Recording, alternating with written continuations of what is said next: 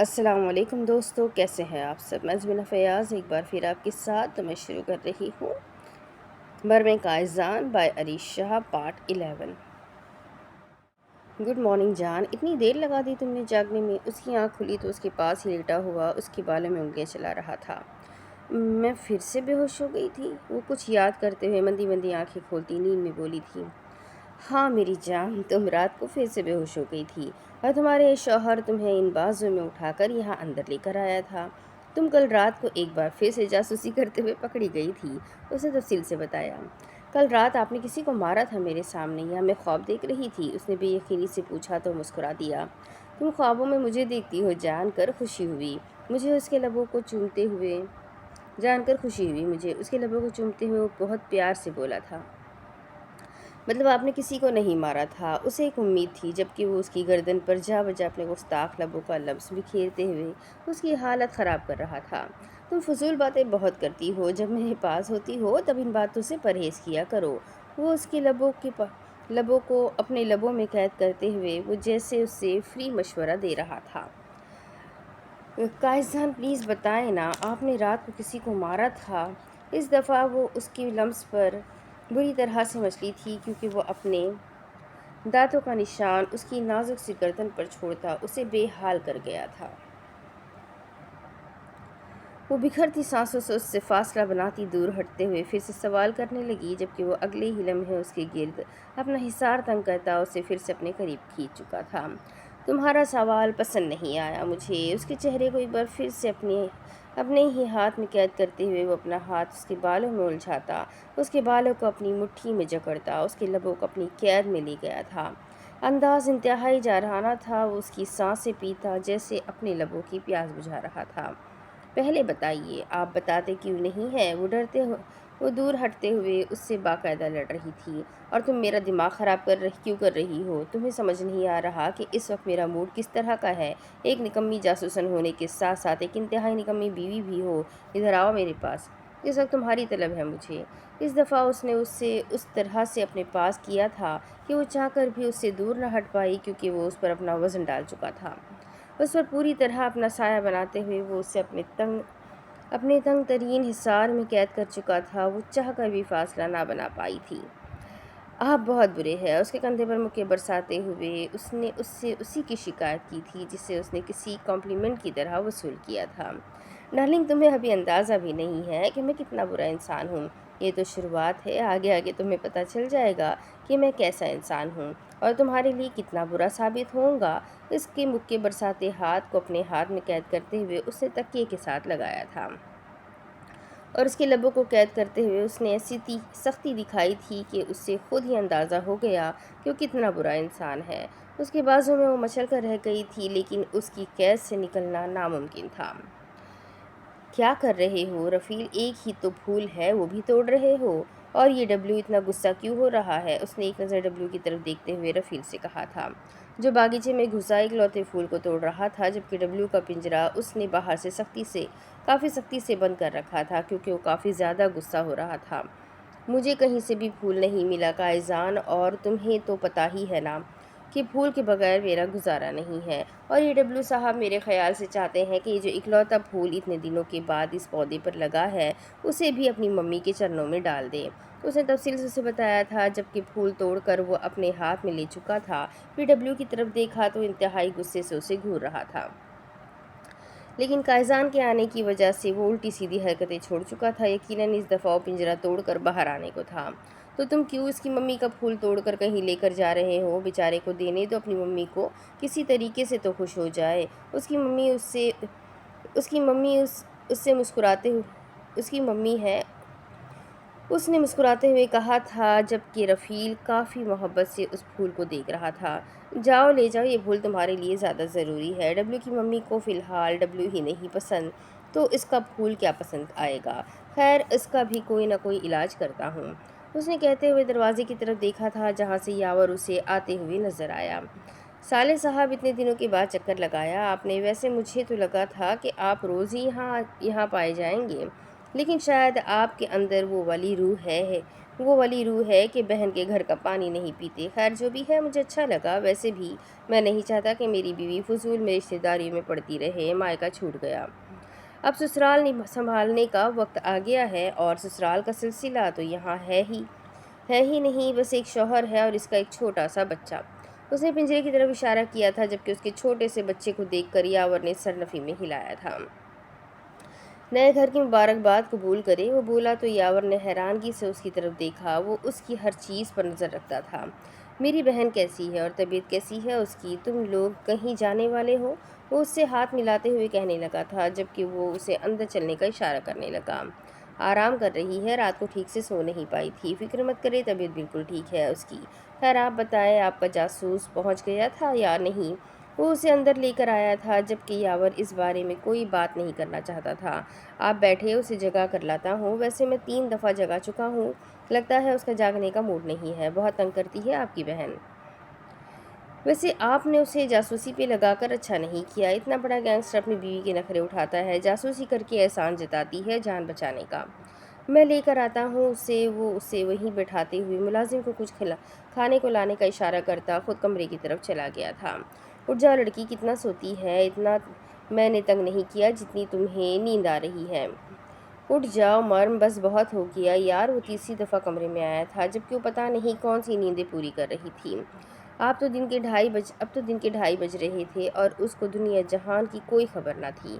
اس کے تیسری دفعہ جگانے پر وہ منہ پھیر کر پھر سونے کی کوشش کرنے لگی، جبکہ وہ اس کے سر پر سوار مسلسل اسے جگانے کی کوشش کر رہا تھا۔ سوچ لو مرم جان، اگر اس دفعہ تم نہیں جاگی تو میں تمہیں ایسے طریقے سے جگاؤں گا کہ تم 2-3 دن تک سوتی ہی رہو گی۔ بلکہ شاید میں پاگل ہوں، مجھے تو تمہارے ساتھ یہ کوالٹی ٹائم اسپینڈ کرنا چاہیے۔ میں کیوں پاگلوں کی طرح باہر ہوں؟ اگر بیوی بیڈ روم میں ہو تو شوہر کو بھی بیڈ روم میں ہی ہونا چاہیے۔ خیر پہلے میری بیوی نہیں تھی نا، تو اتنی خبر نہیں تھی، اب تو مجھے خود ہی سب کچھ پتہ ہونا چاہیے۔ ویسے رفیل کہہ رہا تھا کہ لیڈیز کا یہ رول ہوتا ہے، کیونکہ شرمیلی بیویاں خود سے کبھی اپنے شوہر کو اپنے پاس نہیں بلاتی۔ خیر یہ بھی طریقہ اچھا ہے، وہ اس کا کمبل کھینچتے ہوئے بولا تو وہ اگلے ہی لمحے بیڈ سے اٹھ کر دور ہو کر کھڑی ہو گئی تھی۔ آنکھوں میں نیند بھری ہوئی تھی، حالانکہ اس نے ساری رات مست نیند لی تھی، لیکن پھر بھی وہ اپنی صورت کو حد درجہ معصوم بنائے ہوئے تھی۔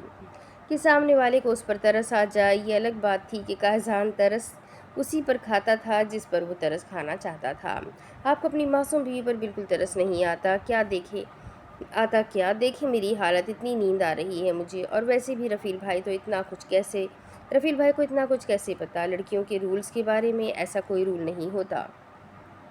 وہ نیند سے بھری ہوئی آواز میں بولی تھی، جبکہ وہ آرام سے بیڈ پر لیٹتے ہوئے سر سے پیر تک اس کا معائنہ کرنے لگا تھا۔ پنک کلر کے سوٹ میں وہ بے انتہا خوبصورت لگ رہی تھی۔ کاہزان کی نیت پھر سے اس پر خراب ہونے لگی تھی، اس نے اگلے ہی لمحے اس کا ہاتھ تھام کر اسے اپنی طرف کھینچا تھا۔ اس کو پتہ نہیں ہوگا تو پھر کس کو پتہ ہوگا؟ آخر ایک عدد گرل فرینڈ کا مالک ہے وہ، اس نے جیسے راز فاش کیا تھا۔ Girl friend? استغفر اللہ استغفر اللہ استغفر اللہ! اسلام میں گرل فرینڈ رکھنا حرام ہوتا ہے۔ اس نے 3 دفعہ کانوں کو ہاتھ لگا کر جیسے اسے بتایا تھا۔ ارے بیوی بنا لے گا اسے، بس ہوش تو آنے دو، وہ مسکرا کر کہتا، اس کا چہرہ تھامتے ہوئے اس کے لبوں کو قید کر گیا تھا۔ اندازہ اتنا نرمی لیے ہوئے تھا کہ وہ خود ہی حیران رہ گئی تھی۔ کہاں وہ آدمی جو ہاتھ بھی اتنی سختی سے پکڑتا تھا اور اب اس کے لبوں کو اتنی نرمی سے چھو رہا تھا؟ تم نشہ ہو، وہ اپنے سینے سے لگاتے ہوئے بولا۔ جی نہیں، میں مرم ہوں، وہ اس کے سینے سے سر ہٹاتی اسے دیکھ کر کہنے لگی، جبکہ اس کے انداز پر وہ مسکراتا ایک بار پھر سے اسے اپنے سینے میں بھیج گیا تھا۔ تم میری ہو، اس نے جیسے اس سے یاد دلایا تھا، اور اگر میں کہوں میں آپ کی نہیں بلکہ خود کی اپنی ہوں تو؟ وہ پھر سے سر اٹھاتی اسے سوال کرنے لگی۔ تھپڑ کھانا ہے تم نے؟ اس نے سوال کیا تو اس نے فوراً نفی میں سر ہلایا۔ اس دفعہ اس نے اس کا سر خود اپنے سینے پر نہیں رکھا تھا بلکہ اشارہ کیا تھا۔ وہ اگلے ہی لمحے خود ہی اس کے سینے پر اپنا سر رکھ گئی تھی۔ اب شادی کے 10ویں 11ویں دن تھپڑ کھاتی وہ اچھی تھوڑی نہ لگتی، عورت اسی کی ہوتی ہے جس کے ساتھ اس کا نکاح ہوتا ہے، اس نے مزید خوشامدی انداز میں کہا تھا، جبکہ وہ مسکرا دیا۔ وہ جاسوسن بھی تھی، بہانے باز بھی تھی اور خوشامدی بھی تھی۔ خیر جو بھی تھی، جیسی بھی تھی، صرف اسی کی تھی، اور سکون بس اسی بات میں تھا वैसे तुम्हें एक बात बताना भूल गया, बाहर तुम्हारा भाई आया हुआ है। उसने जैसे धमाका किया था वह हैरानगी से उसकी शक्ल देखने लगी। बाहर उसका भाई आया हुआ है और वो यहाँ उसके साथ टाइम पास कर रहा था। क्या बाहर भाई आया है? आपने मुझे बताया क्यों नहीं? वो अगले ही लम्हे बेड से उठकर उससे दूर होती बाहर की जानी भागी थी, जबकि वो मुस्कुराते हुए उसके पीछे आया। वो बाहर निकला था। दोनों बहन भाइयों का प्यारा सा मंजर देखने को मिला था। वो एक दूसरे के करीब बैठे बातों में मसरूफ़ थे। वो सामने वाले सोफे पर आकर बैठता उसके चेहरे की खुशी देखने लगा था। वो कायजान, मैं अपनी बहन को लेने के लिए आया था। मेरा मतलब है मैंने एक घर लिया है, तो मैं चाहता हूँ कि मर्म 2 दिन के लिए मेरे पास वहाँ चल कर रहे। उसने उसकी तरफ देखते हुए इजाज़त तलब अंदाज में कहा था। नहीं, ऐसा मुमकिन नहीं है, मेरी बीवी मेरे पास ही रहेगी। उसने फ़ौरन इनकार किया था, जबकि मर्म का मुंह बन गया। यकीनन वो अपने भाई के साथ जाना चाहती थी।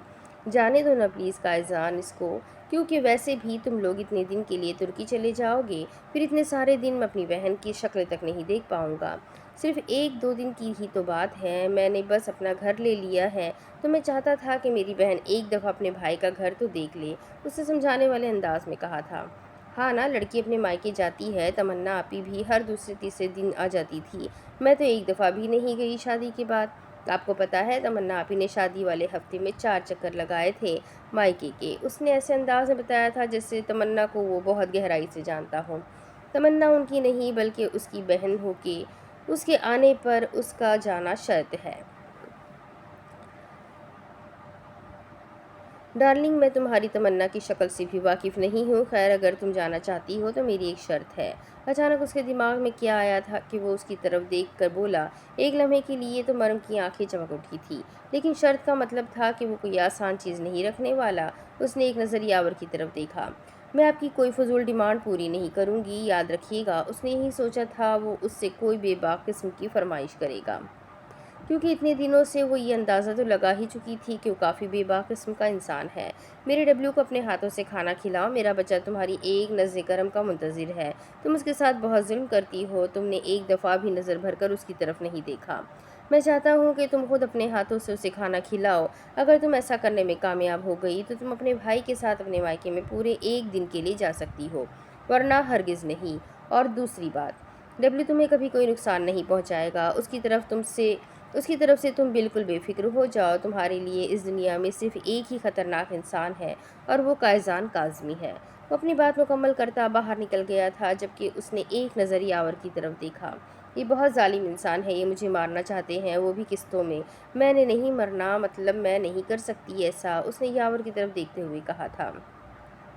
वैसे डब्लू इतना ख़तरनाक नहीं लगता, और वो कायजान की सारी बातें मानता है, तो मुझे नहीं लगता कि वो तुम्हें कोई नुकसान पहुंचाएगा। यावर बहुत आहिस्ता आवाज़ में बोला था, जैसे कोई नामुमकिन सी बात कर रहा हो, जबकि उसके देखने का अंदाज भी ऐसा ही था। वो उसे घूर रही थी। क्या तुम अपने भाई का घर नहीं देखना चाहती? उसने इमोशनल अंदाज में कहा था, जबकि मन का दिल चाहा कि वो दहाड़े मार मार कर रोए। उसका भाई और शौहर दोनों उसे ऐसी कैसी कैसी अजीब तरह की फरमाइशें कर रहे थे। उसने सामने फ्रूट की टोकरी से छुरी उठाकर यावर के हाथ में पकड़ाई थी। मार डालो एक ही दफ़ा, मार डालो मुझे, मुझसे ना ये किस्तों में नहीं मरा जाता, मार डालो मुझे। पहले तो सबसे बड़ी गलती ये हो गई कि उस गैंगस्टर को मरने से बचा लिया, फिर उस गैंगस्टर से शादी करवा दी मेरी, और अब उसका वो बच्चा। यावर भाई, बच्चे इतनू इतनू होते हैं, उसने हाथों के साइज से बताया था। अल्लाह पाक तुम्हें सब्र देगा, कोशिश करने में हर्ज नहीं है, और यकीन मानो बच्चा तुम्हें बिल्कुल नुकसान नहीं पहुंचाएगा। उसने जानबूझकर बच्चे का लफ्ज़ इस्तेमाल किया था, जबकि मुलाजिम ने एक बड़ा सा थाल लाकर उसके सामने किया था, जिसमें गोश्त के बहुत सारे टुकड़े पड़े हुए थे।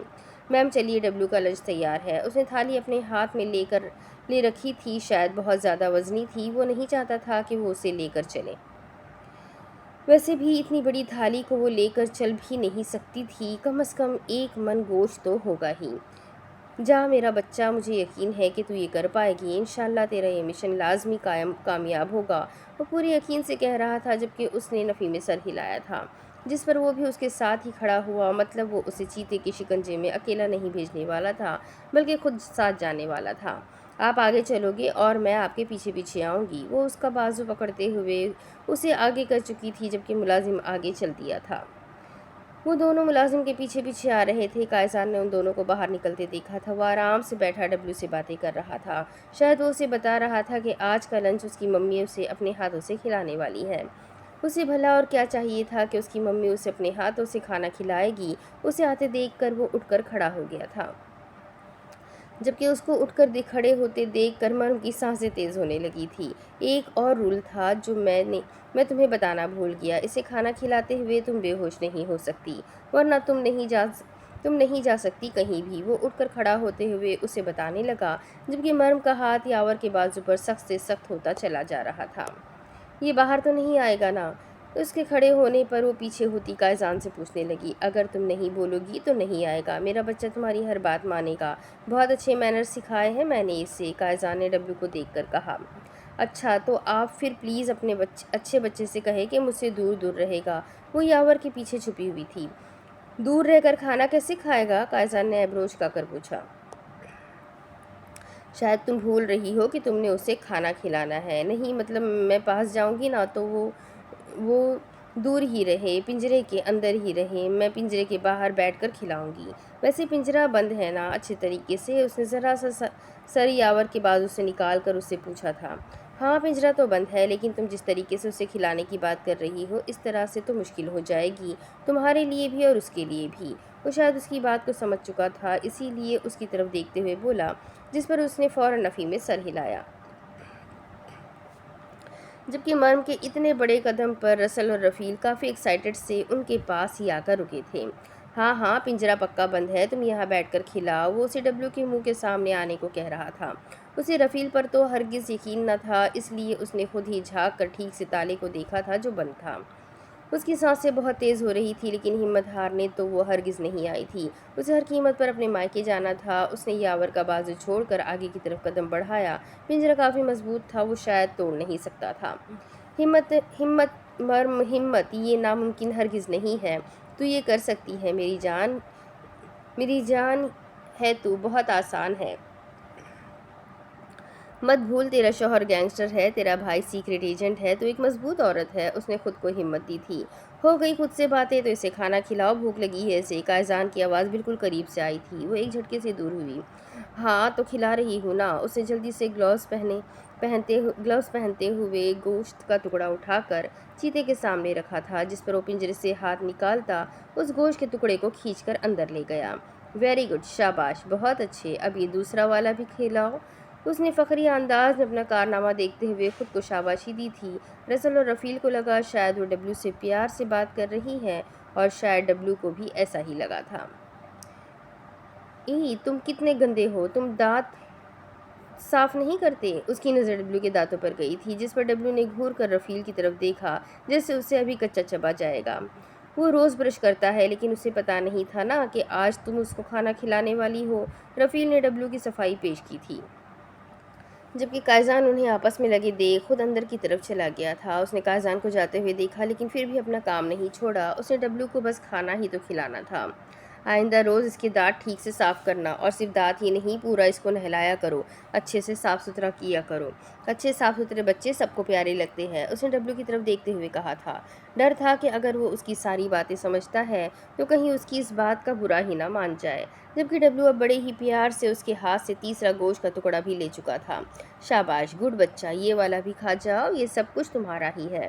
اس نے ایک اور ٹکڑا بھی اس کے حوالے کیا تھا۔ اس کے ناخن اتنے لمبے لمبے کیوں ہے؟ یہ تو کسی کو بھی لگ سکتے ہیں۔ اس نے پریشانی سے رفیل کی طرف دیکھا تھا۔ یہ اس کی ضرورت ہے، جتنی ہماری ضرورت ہے اتنی ہم صفائی کر دیتے ہیں، باقی ناخن وغیرہ تراش دیتا ہوں لیکن کاٹتا نہیں ہوں، کیونکہ اگر میں اس کے ناخن کاٹوں گا تو اپنا شکار نہیں کر پائے گا۔ اس نے تفصیل سے وجہ بتائی تھی۔ یہ شکار بھی کرتا ہے؟ اس نے پریشانی سے پوچھا تھا۔ ہاں بالکل، یہ ایسے ایسے شکار کرتا ہے کہ تم سوچ بھی نہیں سکتی۔ خیر آخری پیس دو نا اس کو، وہ منتظر ہے۔ اس نے اسے ڈبلو کی طرف متوجہ کیا تھا، جس پر اس نے فوراً ہی آخری پیس اٹھا کر ڈبلو کے حوالے کیا، جسے وہ خوشی خوشی تھام چکا تھا۔ میرے خیال میں اس کا لنچ ہو گیا ہے، اب مجھے اندر جانا چاہیے، اس نے یاور کی طرف دیکھتے ہوئے کہا تھا۔ سو مسٹر ڈبلو، بائے بائے، یقیناً آپ کو یہ لنچ پسند آیا ہوگا، کسی دن پھر آپ کو لنچ کروائیں گے، وہ کہہ کر اگلے ہی لمحے اندر کی جانب بھاگ گئی تھی۔ میں نے کر دیا کائزان، میں نے کر دیا، میں نے سارا کا سارا گوشت کھلا دیا اس کو، وہ خوشی سے بھاگتی اندر آئی تھی۔ میں نے ڈبلو کو کھانا کھلا دیا، وہ بھی سارا کا سارا، ذرا سا بھی نہیں چھوڑا، آپ چیک کر لیں، وہ پرجوش سی اسے بتا رہی تھی۔ اچھا تو اب وہ سوال کر رہا تھا، تو اب میں جاؤں؟ وہ اس سے اس کی طرف دیکھتے ہوئے پوچھنے لگی وہ آج سے اس کی طرف دیکھتے ہوئے پوچھنے لگی تھی۔ ویسے پوچھنے کی کیا ضرورت ہے، کیونکہ آپ وعدہ خلافی تھوڑی نہ کریں گے۔ آپ نے ہی تو کہا تھا کہ اس کو کھانا کھلا کر میں جا سکتی ہوں۔ میں نے اس کو اتنے اچھے سے کھانا کھلایا ہے نا کہ اب اس کو کل تک بھوک ہی نہیں لگے گی۔ اس نے خوشی خوشی اس کی طرف دیکھا تھا، جبکہ وہ جو انکار کرنے کا ارادہ رکھتا تھا اس کے چہرے کی خوشی دیکھ کر انکار نہ کر سکا۔ جاؤ تیار ہو جاؤ، تمہارا بھائی انتظار کر رہا ہے تمہیں اچھی طرح ڈریس اپ ہو کر جانا چاہیے۔ اس نے اسے کمرے کی طرف جانے کا اشارہ کیا تھا، جس پر وہ ہاں میں سر ہلاتی فوراً اندر بھاگ گئی تھی۔ اسے امید نہ تھی کہ وہ اجازت دے گا، اسے لگا تھا کہ وہ انکار کر دے گا۔ اسے لگ رہا تھا کہ وہ اپنے وعدے پر پورا نہیں اترے گا، بلکہ کہہ دے گا کہ میں صرف مذاق کر رہا تھا، اور ویسے بھی وہ ایک گینگسٹر سے وعدہ پورا کرنے کی امید تو نہیں رکھتی تھی۔ لیکن نہیں، ایسا کچھ بھی نہیں ہوا تھا، بلکہ اس نے اپنے وعدے کے مطابق اسے جانے کی اجازت دے دی تھی، جس پر وہ بہت زیادہ خوش تھی۔ وہ خوشی خوشی کمرے میں داخل ہوتی ہوئی اپنا سامان پیک کرنے لگی تھی۔ جانا ایک دن کے لیے ہی تھا، لیکن قائزان نے کہا تھا تیاری کر لو، تو تیاری تو وہ کر ہی سکتی تھی۔ اس نے ایک سوٹ بیگ میں رکھتے ہوئے جلدی سے اپنے کپڑے بدلے تھے اور پھر فٹافٹ گاؤن پہن کر وہ باہر جانے لگی۔ جب وہ کمرے کا دروازہ کھول کر اندر آیا، میری تیاری ہو گئی، میں ٹھیک لگ رہی ہوں نا؟ اس نے اس کے اندر آنے پر اسی سے پوچھا تھا۔ وہ سر سے پیر تک اسے دیکھتا اس کے قریب آیا اور پھر اس کی کمر میں ہاتھ ڈالتے ہوئے ایک جھٹکے سے اسے اپنے قریب کیا تھا۔ اپنے چہرے کو نقاب سے کور کر چکی تھی، اس نے آہستہ سے اس کے چہرے سے نقاب ہٹاتے ہوئے اس کے چہرے کا دیدار کیا تھا۔ خوبصورت، بے تحاشا خوبصورت، تم جانتی ہو تمہارے بنا یہ رات میرے لیے قیامت کی طرح گزرے گی۔ اس کے لبوں پر جھکتے ہوئے اس نے اپنا شدت سے بھرپور لمس چھوڑا تھا، جبکہ اس کی شدت سے بھرپور انداز پر اس کے کالر پر ہاتھ رکھتے ہوئے وہ اس کی شرٹ کو اپنی مٹھی میں جکڑ چکی تھی۔ وہ بوند بوند اس کے لبوں کا جام پیتے ہوئے مدہوش سا ہونے لگا تھا۔ انداز ایسا تھا کہ کبھی نہ چھوڑنے کا ارادہ ہو۔ شاید وہ اسے خود سے دور کرنا نہیں چاہتا تھا۔ مریم، کیا ہماری زندگی میں کبھی ایسا دن آئے گا کہ تم میرے بغیر نہ رہ سکو، تمہیں مجھ سے محبت ہو جائے؟ وہ سوال کر رہا تھا، جبکہ اپنی سانسیں برابر کرتی وہ حیرانگی سے اسے دیکھ رہی تھی۔ یہ کیسا سوال تھا؟ کیا مطلب ہے آپ کا؟ آپ میرے شوہر ہیں، آپ سے محبت کرنا مجھ پر فرض ہے۔ ہاں میں جانتی ہوں میں تھوڑی نادان ہوں، الٹی سیدھی حرکتیں کرتی ہوں، لیکن اس کا یہ مطلب نہیں ہے کہ مجھے آپ سے محبت نہیں۔ جس چیز کا حکم مجھے خدا نے دیا ہے وہ میں کیوں نہیں کروں گی؟ ہاں فی الحال شاید میں اس رشتے کو قبول نہیں کر پا رہی، شاید میرے لیے سب کچھ بہت الگ ہے، بہت نیا ہے، مجھے ایڈجسٹ ہونے میں وقت لگ رہا ہے، لیکن آپ میرے شوہر ہیں اور یہ رشتہ اللہ پاک نے بنایا ہے۔ مجھے آپ کے ساتھ جڑا یہ رشتہ بہت پسند ہے۔ پر جہاں تک مائکے جانے کی بات ہے تو وہ ہر لڑکی کو پسند ہوتا ہے۔ میرے بھائی نے اپنا گھر لیا ہے، میں دیکھنا چاہتی ہوں، میں وہاں جا کر رہنا چاہتی ہوں، اس میں کوئی حرج تو نہیں۔ آپ کی شرٹ خراب ہو گئی۔ وہ پریشانی سے اپنی بات مکمل کرتی اس کی شرٹ دیکھنے لگی تھی، جو اس کی مٹھی میں آ جانے کی وجہ سے بری طرح سے خراب ہوئی تھی۔ اس کا بدلہ میں تمہارے واپس آنے پر لوں گا۔ فی الحال تم جا رہی ہو تو جاؤ، میں تمہارے اور تمہارے بھائی کے بیچ میں اپنی شرٹ کو ہرگز نہیں لانا چاہتا۔ وہ ایک بار پھر سے اس کے لبوں پر اپنی شدتوں بھرا لمس چھوڑتا اس کا ہاتھ تھام کر اسے باہر لے آیا تھا، جہاں باہر بیٹھا یاور اس کے آنے کا انتظار کر رہا تھا۔ جاؤ لے جاؤ اسے یاور، اس وقت شام کے 4 بج رہے ہیں، کل شام میری بیوی 4 بجے پورے یہاں ہونی چاہیے، ایک بھی منٹ اوپر نیچے نہ ہو۔ تھوڑی دیر پہلے اس کا انداز جتنا نرمی لیے ہوئے تھا، جتنا محبت لیے ہوئے تھا، یاور کے سامنے ایسا کچھ نہیں تھا۔ وہ کافی سختی سے یاور سے بات کر رہا تھا، جیسے اسے کوئی ذمہ داری دے رہا ہو جس کا وہ پورا حساب لینے والا ہے۔ ہاں ہاں قائزان، ایسا ہی ہوگا، تم فکر مت کرو، میں کل 4 بجے اسے چھوڑ جاؤں گا۔ چلو مریم چلے۔ وہ مریم کو آنے کا اشارہ کرتے ہوئے بولا، جبکہ وہ اپنا نقاب درست کرتی یاور کے پیچھے چلی گئی تھی۔ وہ دور تک اسے جاتے ہوئے دیکھتے رہا تھا، جبکہ اپنے پیچھے کسی کی نظروں کا حصار محسوس کر کے اس نے مڑ کر دیکھا تو وہ دروازے پر کھڑا اسے دیکھ رہا تھا۔ اس نے مسکرا کر ہاتھ ہلایا تو وہ بھی مسکرا دیا تھا، جبکہ رسل پاس ہی کھڑا اسے دیکھ رہا تھا۔ قائزان خوش نہیں تھا، اتنا تو وہ سمجھ چکا تھا۔ قائزان، تم تو کہہ رہے تھے کہ تم اپنی بیوی کو ایک لمحے کے لیے بھی اب خود سے دور نہیں کرو گے، تو پھر تم نے اسے یاور کے ساتھ کیوں بھیج دیا؟ میرا مطلب ہے تم تو چاہتے تھے نا کہ وہ اب ہمیشہ تمہارے ساتھ رہے، تو پھر اسے یاور کے ساتھ بھیج دینا۔ آج رات اس گھر پہ حملہ ہونے والا ہے رسل، آج اس گھر پر اٹیک ہوگا، مجھے جان سے مارنے کی کوشش کی جائے گی۔ میں نہیں چاہتا تھا کہ مریم پر کسی بھی طرح کی کوئی مصیبت آئے۔ کیا مطلب؟ کیا یاور؟ نہیں رسل، یاور سچ بول رہا تھا، اس نے سچ میں ایک گھر لیا ہے اور وہ یقیناً اپنی بہن کو وہ گھر دکھانا چاہتا تھا۔ اچھا ہی ہے اسی بہانے مرم اس جگہ سے دور ہو گئی۔ میں خود پر ہر طرح کی مصیبت برداشت کر سکتا ہوں، مرم پر نہیں۔ اگر مرم کو کچھ ہو گیا نا رسل، تو سمجھو قائزان ختم۔ وہ اس انداز میں بولا کہ رسل حیرانگی سے اسے دیکھنے لگا۔ لیکن قائزان کاظمی کی تو کوئی کمزوری نہیں ہے۔ وہ پریشانی سے اس سے پوچھنے لگا تھا جب قائزان نے ایک نظر اسے دیکھا، پھر جیسے ہارے ہوئے انداز میں بولا، اب ہے رسل۔ وہ بس اتنا کہہ کر کمرے میں بند ہو گیا تھا، جبکہ رسل کتنی ہی دیر کچھ سوچنے سمجھنے کے قابل ہی نہ رہا۔ مجھے تو لگتا تھا کہ وہ مانسٹر کسی بھی طرح مجھے تمہارے ساتھ نہیں آنے دے گا، لیکن خدا کا شکر ہے کہ آخر میں نے ان کا کہا پورا کر دیا۔ ویسے ڈبلیو نے مجھے کچھ بھی نہیں کہا، وہ تو خوش ہو رہا تھا میرے اس کو کھانا کھلانے پر۔ میں نے تم سے پہلے ہی کہا تھا کہ وہ بالکل بھی خطرناک نہیں ہے، مجھے اندازہ ہو گیا تھا۔ جس طرح وہ تمہارے شوہر کی ساری باتیں مانتا ہے نا، اس کا گھر والوں کے لیے خطرناک ہونا بنتا نہیں ہے۔ تم بیکار میں ڈر رہی تھی، وہ تو تمہارے ساتھ کتنا سویٹ تھا، اور مجھ پر بھی اس نے کسی طرح کا کوئی اٹیک نہیں کیا، یعنی کہ وہ میرے لیے بھی خطرناک نہیں تھا۔ اچھا چھوڑو نا، تو یہ بتاؤ کہ گھر کیسا ہے، اور اب کیا تم ہمیشہ کے لیے یہی رہو گی؟ تم کیا واپس پاکستان نہیں جاؤ گے؟ میری تو مجبوری ہے، میری شادی ہو چکی ہے، اب جہاں میرا شوہر رہے گا مجھے وہیں پر رہنا ہوگا، ہر لڑکی کی طرح۔ لیکن کیا تم بھی واپس نہیں جاؤ گے؟ وہ بات بدل گئی تھی۔ شاید مجھے جانا پڑ جائے، ہاں، لیکن اب یہیں رہنا ہے۔ ویسے بھی اب تو تم بھی یہیں پر ہو، تو تمہیں چھوڑ کر تو نہیں جا سکتا نا۔ تم بتاؤ قائزان تمہارے ساتھ کیسا ہے؟ وہ تمہارا خیال تو رکھتا ہے نا؟ بے وجہ غصہ تو نہیں کرتا؟ اور اس کو پتہ کیسے چلا تھا جاسوسی کے بارے میں؟ وہ پریشانی سے پوچھ رہا تھا۔ ارے انہیں تو پہلے دن سے ہی پتہ ہے جاسوسی کے بارے میں، لیکن میں نے بھی نا کنٹرول میں رکھا ہوا ہے ان کو۔ ویسے بھی میں نے ان کی جان بچائی تھی، اتنا بڑا احسان کیا تھا میں نے ان پر، کوئی مذاق تھوڑی ہے، میرے احسان کے نیچے دبے ہوئے ہیں بیچارے۔ اور خیال کیسے نہیں رکھیں گے؟ خیال تو ان کے اچھے بھی رکھیں گے، میں بھی ان کا بہت خیال رکھتی ہوں، لیکن وہ بھی رکھتے ہیں۔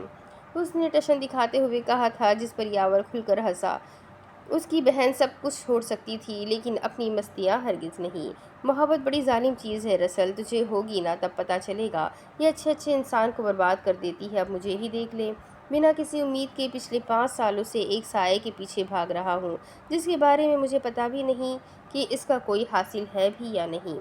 لیکن پھر بھی ہر گزرتے لمحے کے ساتھ میری محبت اس کے لیے بڑھتی چلی جا رہی ہے، اس کی طلب بڑھتی جا رہی ہے، اس کی چاہت بڑھتی جا رہی ہے۔ بس ایک چھوٹی سی امید ہے، طوفان میں بس ایک دیا جل رہا ہے، لیکن میں پر امید ہوں۔ وہ بولے جا رہا تھا اور رسل خاموشی سے اسے سن رہا تھا۔ تمہاری اور قائزان کی کہانی بہت الگ ہے۔ قائزان ایک گینگسٹر ہے، اس کے دشمنوں کی کوئی انتہا نہیں۔ کون کب کیسے اسے ختم کر دے کوئی نہیں جانتا، کب ہم ختم ہو جائے ہمیں نہیں پتہ۔ ہم لوگ قائزان پر زندگی لٹانے کے لیے بیٹھے ہوئے ہیں۔ وہ آزاد تھا رفیل، بالکل آزاد۔ اسے دنیا کی کوئی پرواہ نہ تھی، نہ اپنی زندگی کی پرواہ تھی، نہ کسی اور کی، لیکن اب وہ پرواہ کر رہا ہے۔ اسے ہو گئی ہے پرواہ، خود سے زیادہ۔ وہ مرم کے بارے میں سوچ رہا ہے۔ وہ کہتا ہے کہ اگر اسے کچھ ہو بھی جائے تو ڈر نہیں، لیکن مرم کو کچھ نہیں ہونا چاہیے، اس پر کوئی مصیبت نہیں آنی چاہیے، اسے کوئی تکلیف نہیں ہونی چاہیے۔ وہ چاہتا ہے کہ سرد ہوا کا جھونکا بھی اسے چھو کر نہ گزرے۔ محبت میں ڈوب گیا ہے رفیل، وہ بدل گیا ہے، اب وہ پہلے جیسا نہیں رہا، وہ پاگل ہو گیا ہے اس لڑکی کی محبت میں۔ محبت میں انسان پاگل ہی ہوتا ہے، اسے اس کے حال پر چھوڑ دو، سب کچھ ٹھیک ہے، کل مرم واپس آ جائے گی تو وہ نارمل ہو جائے گا، فی الحال کچھ کہنے کی ضرورت نہیں۔ نہ تو اس نے رات کا کھانا کھایا ہے، اور نہ ہی مرم کے جانے کے بعد سے وہ کمرے سے باہر نکلا ہے۔ بس گھر پہ سیکیورٹی ٹائٹ کر دو، کوئی بڑا مسئلہ نہیں ہونا چاہیے، باقی انشاءاللہ سب کچھ ٹھیک ہوگا۔ وہ اسے سمجھاتے ہوئے اٹھ گیا تھا، جبکہ رسل کی پریشانی اب بھی کم نہ ہوئی تھی۔ میں نے اسے روکا تھا، میں نے اس سے منع کیا تھا، شادی وادی کے چکر میں پڑنے کی ضرورت نہیں، لیکن اس نے میری کسی بات کو نہیں سنا۔ میں نے کہا تھا اس سے کہ مایا سے شادی کر لو، مایا تمہارے کام کو سمجھتی ہے، وہ تمہارے لیے جان دینے کا حوصلہ رکھتی ہے، وہ تمہارے ساتھ رہے گی، ہر مشکل وقت میں تمہاری مدد کرے گی، لیکن مرم ویسی نہیں ہے، وہ بہت الگ ہے۔ وہ بچی ہے، معصوم ہے، نادان ہے، اسے کسی چیز کی سمجھ ہی نہیں ہے، اور وہ لڑکی قائزان کی کمزوری بنتی جا رہی ہے، وہ قائزان کی سب کچھ بنتی جا رہی ہے رفیل۔ وہ اسے سمجھانے کی کوشش کر رہا تھا۔ میں نے کہا نا اسے اس کے حال پر چھوڑ دو، جو لوگ کمزوریاں بناتے ہیں وہ اپنی کمزوریوں کی حفاظت کرنا بھی جانتے ہیں۔ وہ اس کے کندھے پر ہاتھ رکھتے ہوئے اٹھ کر باہر نکل گیا تھا، جبکہ رسل اب بھی پریشان تھا۔ اس کے ذہن میں صرف ایک ہی بات چل رہی تھی کہ اگر قائزان کی اس کمزوری کی بھنک اگر اس کے دشمنوں کو پڑ گئی تو کیا ہوگا۔ وہ خاموشی سے اپنی کرسی پر بیٹھا ہوا تھا، ذہن بالکل خالی تھا، شاید وہ کچھ سوچنا ہی نہیں چاہتا تھا۔ ایک نظر بیڈ کی طرف دیکھا تو بالکل خالی تھا، پچھلے 11 دن سے وہ اس کے ساتھ تھی، آج جیسے وہ کمرے کے ساتھ ساتھ خود سے بھی خالی ہو گیا ہو۔ ایک لمحے کے لیے دل چاہا کہ وہ اسے واپس لے آئے، لیکن نہیں، وہ پہلی دفعہ اپنے بھائی کے گھر گئی تھی، اور ویسے بھی اسے یہاں سے بھیجنے کے پیچھے ایک بہت بڑی وجہ تھی۔ اس نے اپنا موبائل نکالتے ہوئے اسکرین پر تصویر کو دیکھا تھا جس میں وہ گہری نیند سو رہی تھی۔ یہ شادی کی پہلی صبح کی فوٹو تھی جو اس نے نیند میں اس کی لی تھی۔ وہ جب سے گئی تھی وہ کمرے سے نہیں نکلا تھا، نہ تو اس نے کچھ کھایا تھا اور نہ ہی اس کا دل کیا تھا۔ پتہ نہیں وہ اس وقت کیا کر رہی ہوگی، اس کے ذہن میں بہت ساری سوچیں چل رہی تھی۔ اس نے اپنا سر ایک دفعہ پھر سے صوفے کی ٹیک سے لگایا جب لبوں پر ایک خوبصورت سی مسکراہٹ آ گئی۔ 4 سال پہلے بس ایک جھلک دیکھی تھی اس کی، اور پھر جیسے ہر منظر بدل گیا تھا، سب کچھ تبدیل ہو گیا تھا۔ وہ اپنی ہنستی کھیلتی مسکراہٹوں کے ساتھ اس کی زندگی میں شامل ہوئی تھی، اور اسی دن اس نے فیصلہ کر لیا تھا کہ اس لڑکی کو اپنی زندگی میں شامل کرے گا، ہمیشہ کے لیے۔ اور وہ اپنے اس فیصلے پر قائم رہا تھا۔ 4 سال کے بعد وہ اسے دیکھ پایا تھا، اور پھر اسے دیکھتے ہی اس نے اسے پہچان لیا تھا۔ مرم کے تو وہم و گمان میں بھی نہ تھا کہ 4 سال سے کوئی اس کا پاگلوں کی طرح انتظار کر رہا ہے۔ کوئی تھا جو 7 سمندر پار اس کے لیے نہ جانے کتنے سالوں سے سویا تک نہیں تھا۔ ہاں، 4 سال کے بعد وہ سکون کی نیند سویا تھا اپنی مرم کی پناہوں میں، اور آج پھر وہ اس کی نیندیں سکون قرار لوٹ کر لے گئی تھی۔ لیکن اس نے کہاں جانا تھا؟ یہیں لوٹ کر آنا تھا۔ اس کا آخری ٹھکانہ تو یہی تھا نا۔ اس کی منزل بھی کائزان تھا اور راستہ بھی۔ وہ اپنی سوچوں میں ڈوبا ہوا تھا جب اسے باہر سے عجیب سی آواز آئی۔ اس کا انتظار ختم ہو چکا تھا۔ اس نے سائڈ ٹیبل پر پڑے الاشیر کو دیکھا اور پھر دروازے کی طرف۔ مزہ آ گیا، کیا زبردست کھانا بنایا ہے، اتنے دنوں کے بعد گھر کا کھانا کھا رہا ہوں، سکون مل گیا۔ ویسے مرم، ہماری بھی کیا زندگی ہے نا، کبھی سوچا نہیں تھا یہ سب کچھ ہوگا۔ یہاں آیا تھا ملک کی خاطر کہ یہاں موجود غلط لوگوں کی انفارمیشن عقلی ایجنسیوں تک پہنچا کر اپنے ملک کی خدمت کروں گا، اپنی بہن کا سہارا بنوں گا، اس کی زندگی آسان کروں گا۔ لیکن جو ہم سوچتے ہیں ویسا کچھ نہیں ہوتا۔ اب کس نے سوچا تھا کہ تمہاری زندگی اس طرح سے بدلے گی؟ تم اس طرح مصر آؤ گی اور پھر ایک گینگسٹر اس طرح تم سے شادی کا خواہش مند ہو جائے گا، اور میں جو اپنی بہن پر برا سایہ بھی برداشت نہیں کر سکتا تھا، اتنا مجبور ہو گیا کہ مجھے تمہیں اس کے نکاح میں دینا پڑا۔ وہ اس کی طرف دیکھتے ہوئے بولا تو مسکرا دی۔ تمہارا کوئی قصور نہیں ہے بھائی، جوڑے تو آسمانوں پر بنے ہوتے ہیں، اور بے شک میرا جوڑا کائزان کے ساتھ ہی بنا تھا، اسی لیے تو پاکستان سے میں یہاں تک آ گئی۔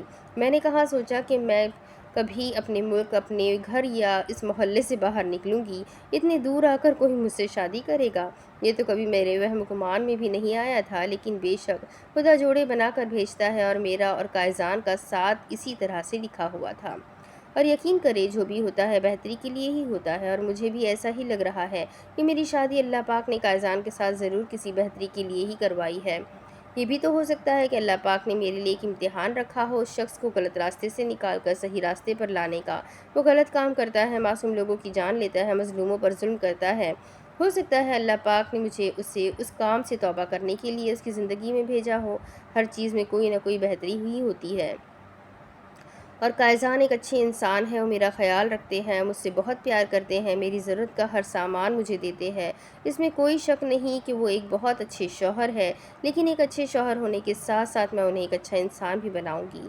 میں ان کے دل میں انسانیت کے لیے ہمدردی جگاؤں گی۔ میں انہیں بتاؤں گی کہ جو غلط کام وہ کر رہے ہیں وہ ان کے لیے کتنا غلط ثابت ہو سکتا ہے۔ انشاءاللہ وہ میری بات کو سمجھیں گے اور ان سب کاموں سے خود ہی توبہ کر لیں گے۔ وہ اس کی طرف دیکھتے ہوئے بولے جا رہی تھی، جبکہ اپنی بہن کا یہ عزم، یہ حوصلہ دیکھ کر وہ بھی اسے داد دیے بنا نہ رہ سکا۔ انشاءاللہ ایسا ہی ہوگا، اور تم اپنے مقصد میں کامیاب ہوگی۔ تم اس غلط شخص کو صحیح راستے پر ضرور لے کر آؤ گی۔ چلو اب کھانا کھاؤ، کھانا ٹھنڈا ہو رہا ہے، چاول بہت مزے کے بنے ہیں۔ اس نے کھانا اس کی پلیٹ میں نکالتے ہوئے کہا تو وہ بھی جلدی سے کھانا کھانے لگ گئی تھی۔ یہاں آنے کے بعد اس نے کھانا پہلی دفعہ ہی بنایا تھا۔ اب اس کے آگے کی کہانی میں آپ کو اگلی قسط میں سناتی ہوں کہ آگے کیا ہوگا۔ بہت انٹرسٹنگ ناول ہے۔ اب وہاں جو حملہ کائزان پر ہونے والا ہے، اس سے کائزان کیسے بچے گا، کون لوگ حملہ کرنے والے ہیں، سب کچھ جاننے کے لیے میرے ساتھ بنے رہیں۔ ویڈیو کو لائک کر دیں، چینل کو سبسکرائب کر دیں، بیل آئیکن کو ضرور دبا دیں۔ ملتے ہیں اگلے ویڈیو میں، تب تک کے لیے اپنا خوب سارا خیال رکھیں، مجھے بھی دعاؤں میں یاد رکھیں۔ اللہ حافظ۔